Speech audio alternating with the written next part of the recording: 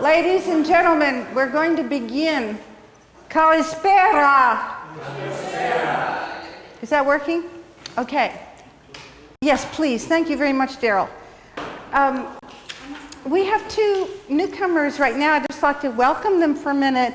Betty Wright and Laurel King. So, thank you. All right. I'm going to dive right in here quickly because I keep forgetting about this clock. And let me begin by reviewing a few things. For some of you, certain things are always worth reviewing anyway. And there are people here every time who weren't here last time. But let me quickly say, this class has been going since March 1st. And we're taking the history of Western philosophy from the very, very beginning, and we're going slowly and thoroughly. So we are working on Socrates. And let me remind everybody, Socrates was a real live person who died.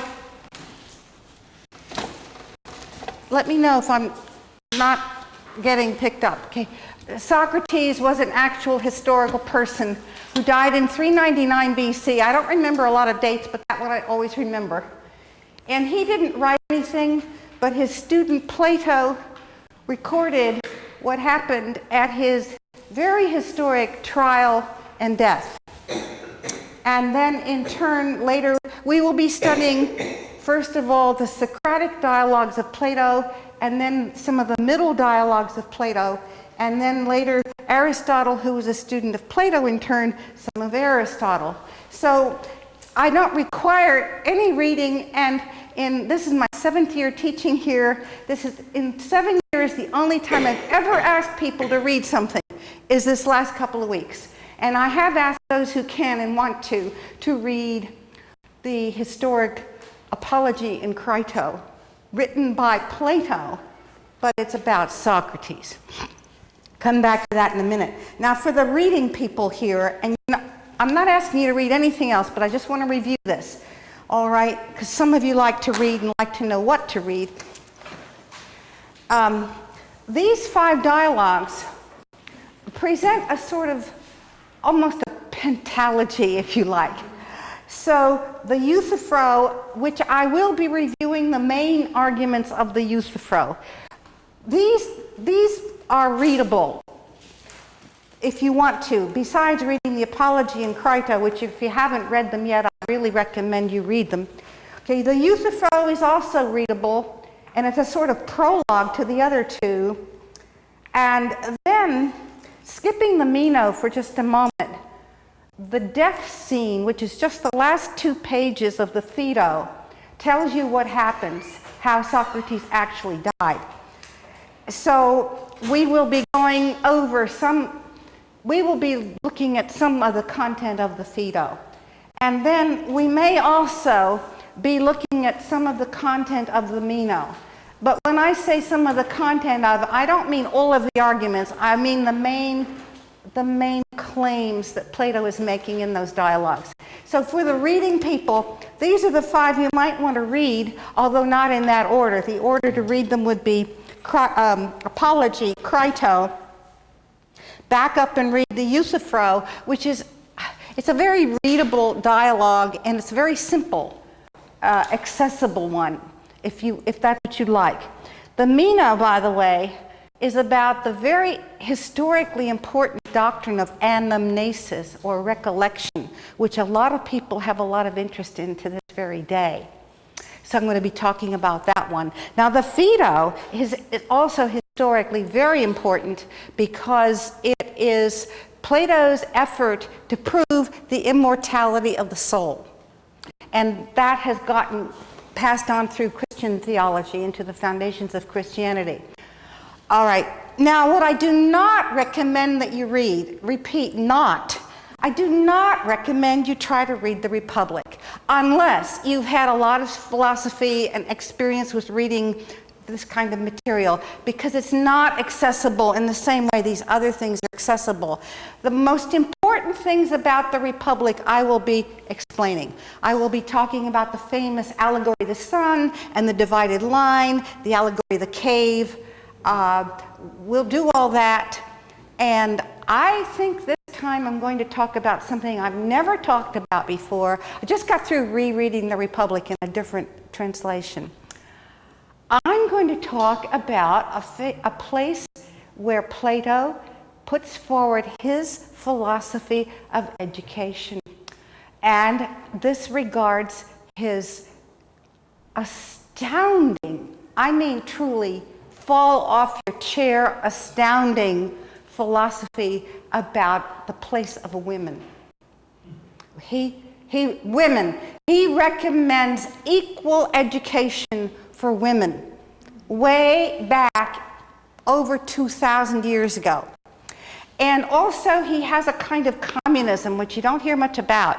And I'm going to talk about women and communism in Plato, which is very unusual to be learning about in a class. But don't try to read The Republic, because The Republic really isn't very readable. And especially if you start out with book 1 of The Republic, which is the logical place to begin, it can be very discouraging. And if you've tried to do that, have you tried to do that? A little bit, yeah. Don't let it just forget it. Because if your experience is, oh, this is sort of tedious, that's everybody's experience. So just forget it. I will deal with it. I will tell you what's important about the Republic. And the things that I mentioned in the Republic are very, very, very, very important. The allegory of the sun, the divided line, the allegory of the cave. From a metaphysical point of view, they are historically immense. So there we are. Does anybody have a question about this, about reading? Okay, I don't usually talk a whole lot about reading, but I wanted to explain all that. Today, we are going to take a detailed look at I wrote it this way, the Apologia, which usually gets translated apology, but I hate to say that because that has the English meaning of apology we have today, and it was most definitely not an apology. It was a defense and then some.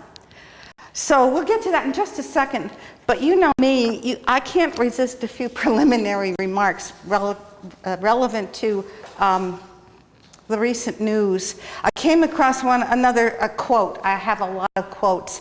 Oscar Wilde wrote, "Sarcasm is the lowest form of wit, but the highest form of humor."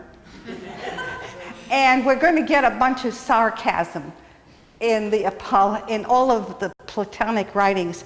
So sarcasm is part of the famous Socratic irony. Now, I want to just have a follow-up on something we talked about last time for a minute. We'll get to that soon. Last week, I asked you all for your definition of atheism, because the concept of atheism is a critical... Where are the erasers? There's one. Sarcasm is is everybody done with this? Sarcasm is atheism is a central concept in the Apology, and you gave me your definitions. And there's one that didn't turn up that my classes at Westminster College used to use, so I just want to mention that. Because some of you weren't here last time. I used to ask my people before I started this what their definitions of atheism were, and they were quite strange. From my point of view, the Catholics would say, oh, atheists are Protestants, and the Protestants would say atheists are Catholics, and then the Presbyterians would say atheists are Methodists, and so forth. And what I forgot is I'd get a bunch that say atheists are communists. Well, you don't hear that. This was a few decades ago. You heard a lot more about. There was a simplistic association of atheism, communism. Homosexuals. Times change. Anyway, I forgot what all they put together. Yeah, what? I've thought of a you know, how they're thinking, and you know, fairly logically and consistent. That if you truly believe that your God is the only one true God.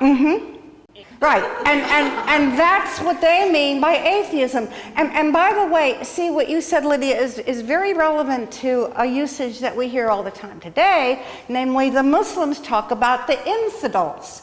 So you really gave a kind of informal definition of an infidel. And you know, an atheist would be an infidel, which would be by their definition a non-believer in whatever it is you believe. Understanding of it. Yes. I'm sorry I missed the discussion because I enjoyed your comments there. Because I always thought of an atheist as one who does not believe in a supreme being. Well, there we go. We're going to get to this, Betty. Okay. I'm not meaning to shut you up, and I do want participation, but I want to try to get all the way through the apology today, and we'll come back to this. But what I was going to put on the board here was the following point. It's a point of logic, which it's the same point of logic Socrates is going to make over and over and over again. So it's a very important thing. Okay, so these students were basically saying atheism equals communism. All right? And by the way, historically, it was more understandable to say that then because the Cold War was still relatively, I'm talking about the 70s. These were in the 70s. So, of course, communist Russia was atheistic.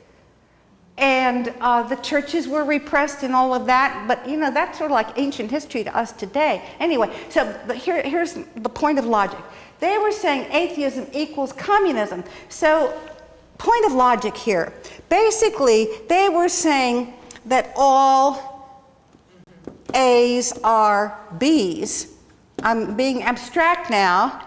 And they were thinking that if all A's are B's, now it's true that all communists are atheists. At least they were historically in Russia, okay? Not Plato's communists, by the way, but the Russian communists, they were atheists. Now, if you have an equation, all A's are B's, that means all B's are A's, right? However, if you say all communists are atheists, it doesn't follow from that all atheists are communists any more than all A's are B's. Can we say that therefore all B's are A's? No, of course not. All cats are animals? Yes. Doesn't follow that all cats are mammals. It doesn't follow that all mammals are cats. You know, it's pretty obvious. But this is called the fallacy of faulty conversion in logic. So anyway, this particular fallacy of thinking that if all A's are B's, then all B's are A's occurs in these dialogues, as you will see. And another thing, I have to make historical points all the time here. We've got to remember, we are talking about a time in history, 399 BC, when there were no dictionaries. There were certainly no texts of logic. And Socrates is one of the very first people who is actually formulating logical principles, which later on, I erased it, which later on Aristotle will systematize into the first textbook in logic. So it may not seem, maybe if you don't know the history of philosophy, what you read may not seem quite as astonishing to you as it does to me, knowing that knowing that nobody had said these things before. It was pioneering intellectually. Okay? All right. So a few other historical points about. We're going to read this apology in a minute here. Nowadays, people often have stereotypes about all kinds of things, including philosophers. Philosophers and musicians and artists, they think of male philosophers and musicians and artists as all being sort of namby-pams, you know, panty waist, whatever. not he-men. But I want to assure you that historically, this was not the case with Socrates at all. Historically, and I only want to get into so much history here, but some of it's relevant. Socrates was 3 times, he participated in war. He was an active citizen. 3 times. He fought in 3 wars. He was decorated for heroism, in a major way in one of them. So it's really important to know this because of the context. There's a word, hoplite.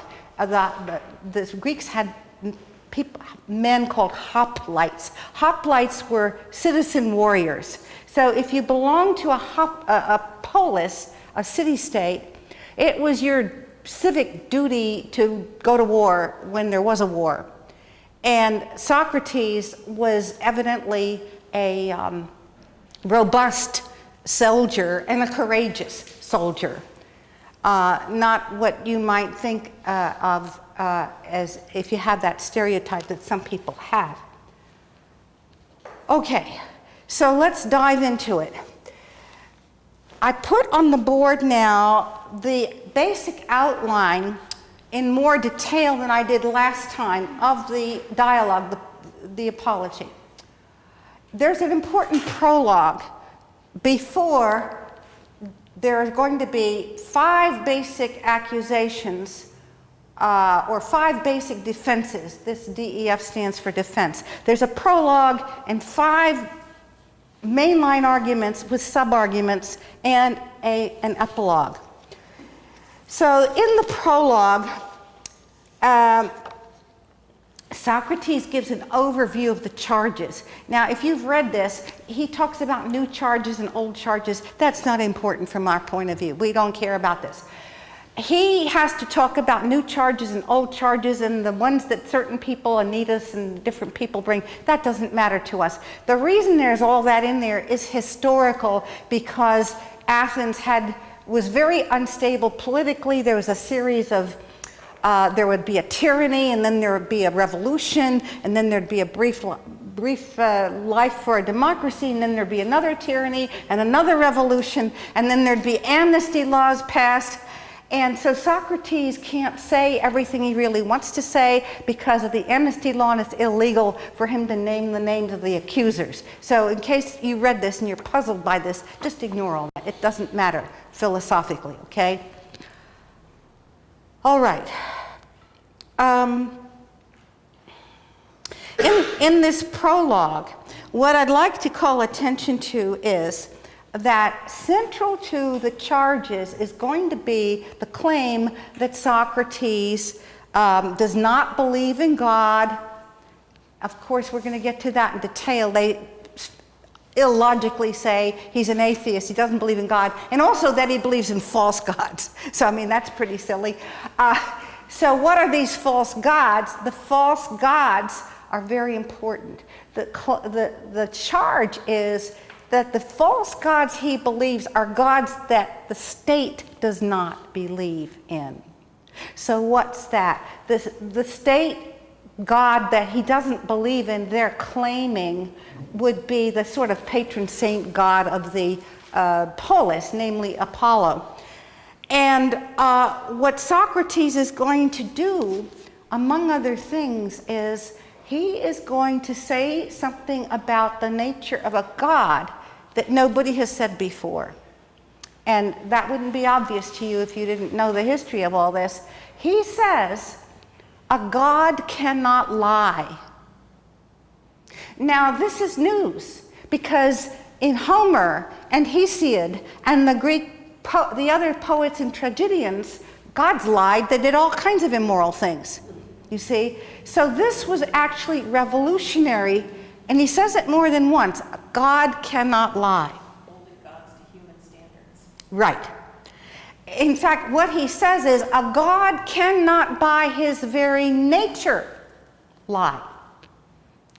Now, I mean, human standards of morality and what's good.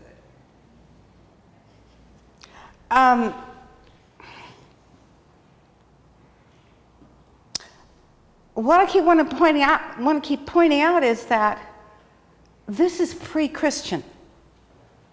And there are a number of things he's saying here that later on get incorporated into Christian theology. So we don't have monotheism. Yes, there is monotheism with the Hebrews, but there is no cultural interchange with the Hebrews that we know of at this time. So this is radical. And also he says in the prologue, only God is really wise. And therefore human wisdom counts for nothing. So those are a couple things he says in the prologue. Now, the God that he believes in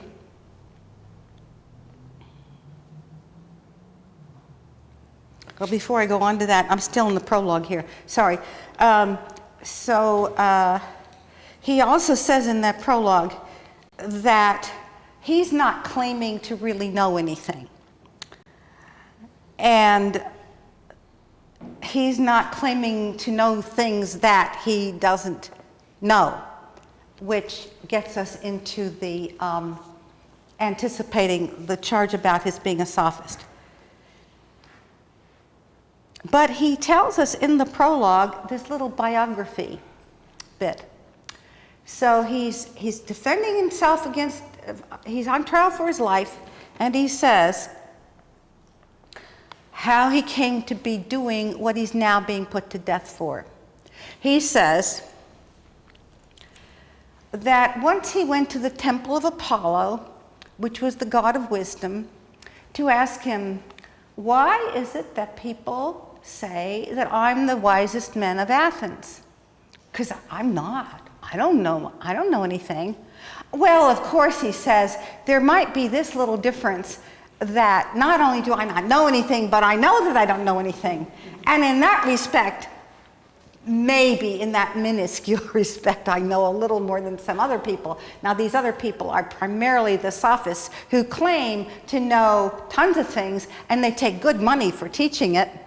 And the particular, what they take good money for teaching to the rich men's sons is virtue, so-called virtue, or this is one of the Greek words we have to use all the time. It gets translated as virtue, but our English word virtue doesn't at all convey what it means.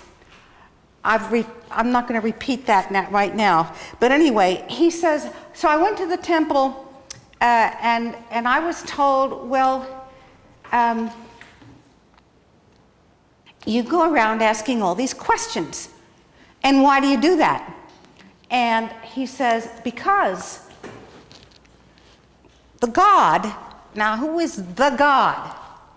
Sometimes it seems like the God in whom he does believe is the God who is worshipped at the temple of Apollo. Notice how I said that. And in fact, this is all being told through the mouth of a priestess. So these temples, they were temples to gods, but often they were, what do I want to say, supervised? No, they were, they were run by a priestess. And to digress for just a second, all through the something like 27 dialogues of Plato, you will find some of the most important things that Plato has to say he puts into the mouth of a priestess who sort of channels a god. Anyway, so he says, well, I was told at the temple of Apollo that I should go around finding out who is the wisest man of Athens. And I was told to be something of a gadfly. Now, what's a gadfly? A gadfly is like a horsefly. You know those annoying things you've sometimes experienced. Maybe you're lying out in the sun on the beach or someplace. You're trying to get a suntan. You're all slicked up with the suntan oil and all that, and you're just about asleep when blankety blank horsefly wakes you up.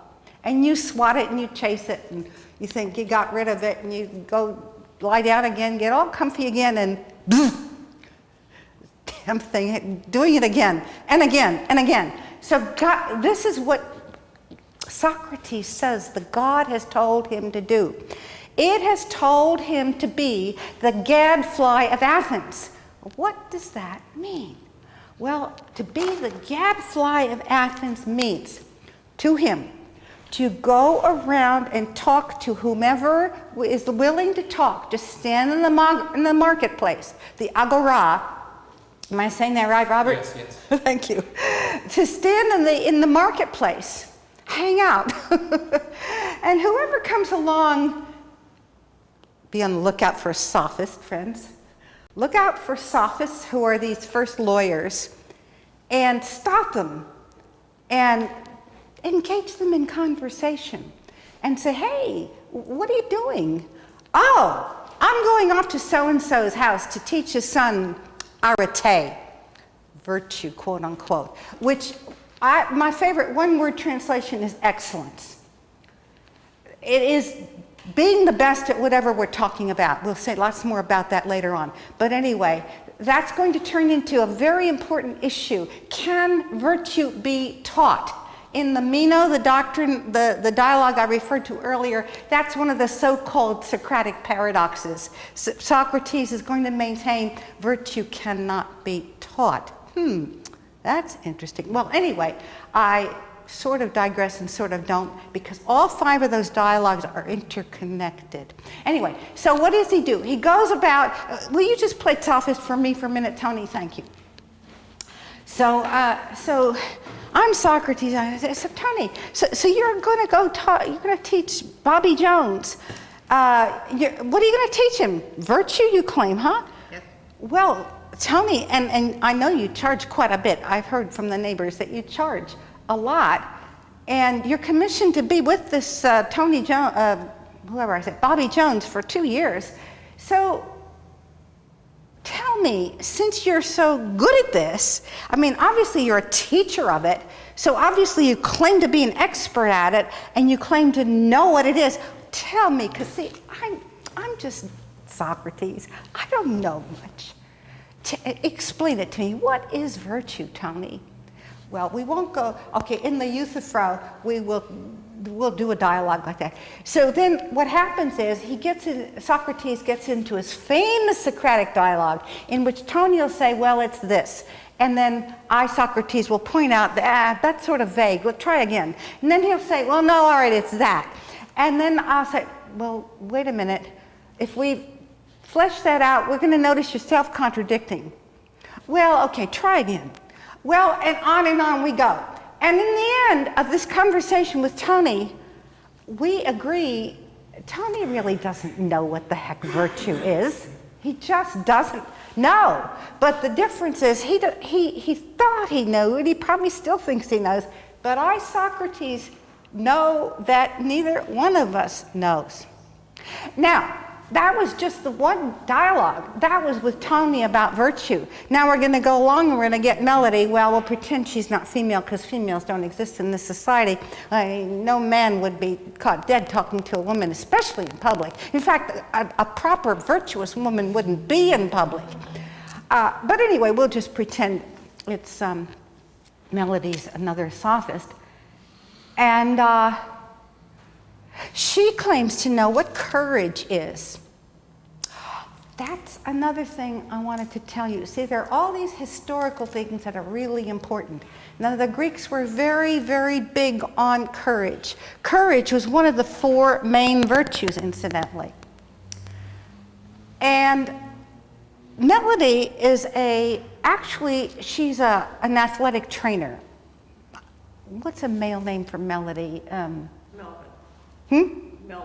Melvin, yes, Melvin. Okay, so Melvin, what Melvin does for a living is train athletes.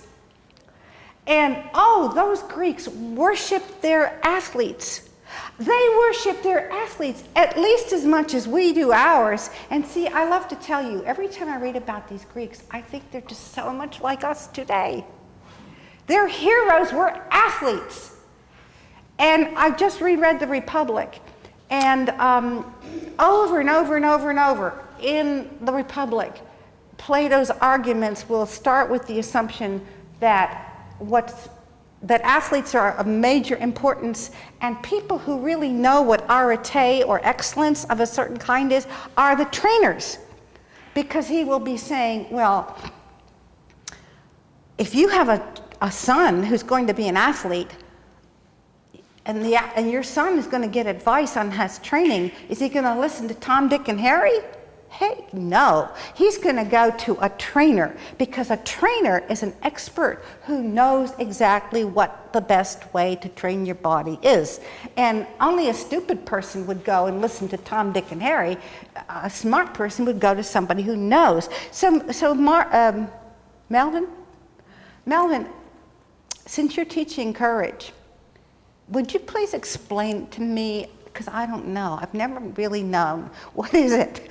And then we go through a whole dialogue on that, and in the end we find out, don't really know.